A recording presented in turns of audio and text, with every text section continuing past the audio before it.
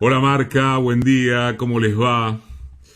Último sábado en vacaciones personales. Quiero que compartamos una lectura, una serie de datos y de conceptos en torno a algo que a una audiencia intelectualmente inquieta como esta, seguro que le interesa. Martín Smoot es psicólogo, psicoanalista, escritor, docente universitario. Hay un próximo libro que es Homo Selfie, que esperamos atentamente. Y a mediados del año pasado, el domingo 5 de junio, escribió en página acerca de la función de las fake news, sobre las noticias falseadas, su uso en política y el lugar de los usuarios. Dice Smoot que hay temporadas altas y temporadas bajas de fake news, de falsas noticias. Cuando se acerca alguna elección, siempre recrudecen. Estas palabras en inglés, que suelen ser mal traducidas en verdad como noticias falsas, tuvieron tal desarrollo que fueron elegidas en 2017 como la expresión del año a nivel mundial. Se trata de una infección virtual del cuerpo social que es muy difícil de controlar, tal lo que señala Smoot, y que tuvo y que tiene consecuencias en la gobernabilidad tanto política como humana del mundo. En la política se visibilizan estas consecuencias. Miren, en las últimas décadas, las elecciones de muchos candidatos elegidos a lo largo del planeta estuvieron inclinadas, mancilladas, ensuciadas por campañas sistemáticas de fake news que no apelan a enaltecer las cualidades de un candidato. No, es defenestrar con calumnias al rival. Smoot cita a Horacio González, que también en página, allá por marzo de 2019, dijo que la ética de la responsabilidad y la ética de la convicción ya no tienen ningún empleo real para definir la acción política. El neoliberalismo las malgastó y aniquiló. Hizo trizas la idea de Habermas de que en el espacio público triunfa siempre el mejor argumento. ¿Y cómo las aniquiló? El desarrollo de las tecnologías de la información ha llevado a dispersar las noticias.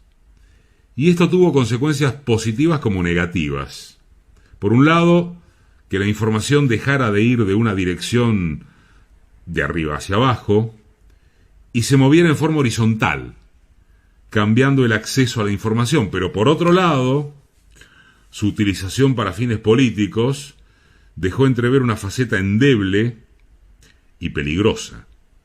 Deja entrever el enorme poder de fuego, aparentemente horizontal, pero pagado por alguna corporación o partido político.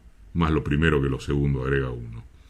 Las fake se han transformado en una amenaza hasta ser consideradas un cáncer del tejido social. Y esta horizontalidad, sigo con Smoot, se lleva adelante dentro de corporaciones que han sido acusadas y condenadas con pruebas de manipular la información a la que acceden.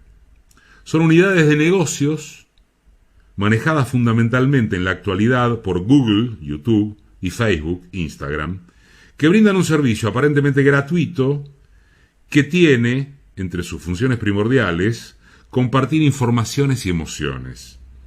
El poder de estas corporaciones, a las que hemos ya referido el sábado pasado, al hablar del mercado laboral, de qué vamos a hacer con el trabajo, el poder de estas corporaciones tiene su centro en el imperio norteamericano, que sigue existiendo, y que sostiene una visión del mundo, claro, neoliberal conservador.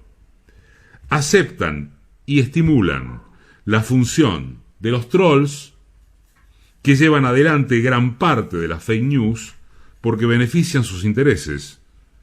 ¿Qué intereses? Producir escándalos variados que llamen la atención y que produzcan millones de compartir en masa llamados viralización. Ese compartir atenta contra la verdad. Sus mensajes no tienen autoría.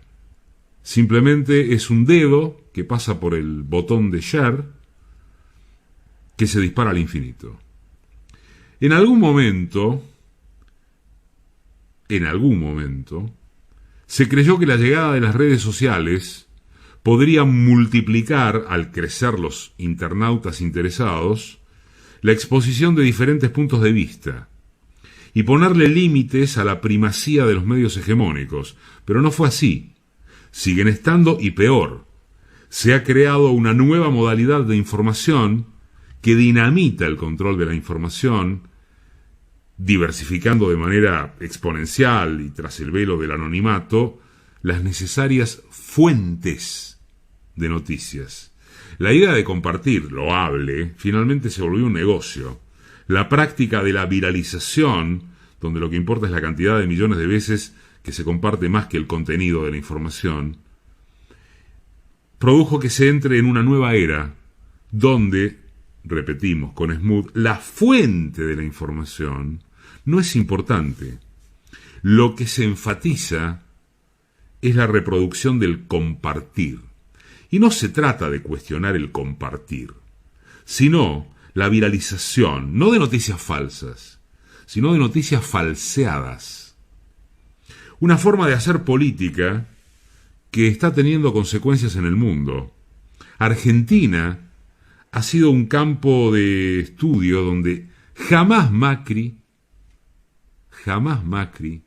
hubiera podido llegar al gobierno y producir semejante latrocinio de la vida de la mayoría de la población sin un arsenal bien planificado de trolls, noticias falseadas y la complicidad de gran parte de los integrantes del Poder Judicial. Noticias falseadas y no falsas, ¿por qué? Porque no se trata de la relación entre lo verdadero y lo falso, sino del hundimiento del otro mediante la calumnia, más allá de que sea verdadero o falso. Se trata de una denostación fraudulenta con poder persuasivo y con la potencia de la viralización que se esconde tras el anonimato, sin chequear ninguna fuente confiable ni conocida. Hay, hoy, muchos sujetos que están desilusionados de las redes sociales y de mensajería, porque se ha vuelto en forma manifiesta la forma en que las noticias falseadas se reproducen. Las redes, como se esperaba, no tienen esta condición aleatoria, expresiva y singular, dejando ver la temible aparición del trabajo de los trolls, del calumniador profesional. En una época donde los trabajos cambian bajo el signo de la virtualidad, estos nuevos trabajadores, comillas, independientes, tienen un patrón que esconde su identidad, pero que todos saben quién es. Este, comillas, nuevo trabajo, volvemos a bastante de lo que también presentábamos y compartimos el sábado pasado, este nuevo trabajo apunta a denostaciones sin importar la verdad, falsedad. Acosan a todo tipo de personas, pero sobre todo a candidatos con oportunidades de llegar a algún tipo de dirección y gestión de poder. Si Enrique Pichón Rivière viviera, seguramente hubiera analizado la función en los grupos del llamado troll. Es alguien que se las pasa de listo y al que no le importa tanto obstaculizar la tarea, sino hacer saltar por los aires la misma condición de interlocución y de vínculo grupal. ¿Qué intenta un troll? Confundir, provocar, irritar a los participantes de la discusión con el fin de que terminen enfrentándose entre sí. Es el verdadero aspecto del cínico posmoderno. Muy bien. Y volvemos a preguntar con Smoot. ¿Cómo defendernos de los trolls profesionales cuando muchos de nosotros replicamos su manera de actuar, convirtiéndonos por muchos momentos también en trolls amateurs y encima sin cobrar un peso? Las fake news no son noticias falsas, se repite, sino falseadas. La diferencia es notable. Por ejemplo, en la vida cotidiana, si uno se equivoca, lo primero que puede decir es mala mía. Podría haber dicho otra cosa, pero me equivoqué y dije algo que no es verdad y me puedo retractar. Lo falso implica la verdad. La verdad implica la posibilidad de equivocarse. En cambio, lo falseado es lo inescrupuloso, lo que no se puede dialectizar. La obscenidad de saber que estamos construyendo no solamente una mentira, sino una calumnia. En filosofía y en el campo jurídico se diferencia, han visto, lo culposo de lo doloso. La culpa es inherente al que habla y la posibilidad de no decir toda la verdad en el discurso, pero contando con el deseo de ceñirla. En cambio, lo doloso quiere destruir al otro por sobre toda verdad posible. No le interesa la perspectiva de la verdad-falsedad. Lo que interesa son las consecuencias, y la consecuencia es la calumnia. No hay defensa fácil frente a la calumnia. Es lo peor que un ser humano, además de la tortura, puede resistir. Solo le quedará la fortaleza ética y anímica. No se puede huir. Los victimarios hacen lo peor detrás del anonimato. Primero noticias falseadas, y después el trabajo se simplifica. El buscador de los buscadores replica la calumnia y no se la puede bajar de los primeros lugares en Internet. El calumniado sufre. Se podrá esmerar en hacer buenas noticias para que baje la calumnia de los primeros lugares. Pero si alguien pone dinero en las redes, vuelve a subir a la pole position. Los objetivos son evidentes.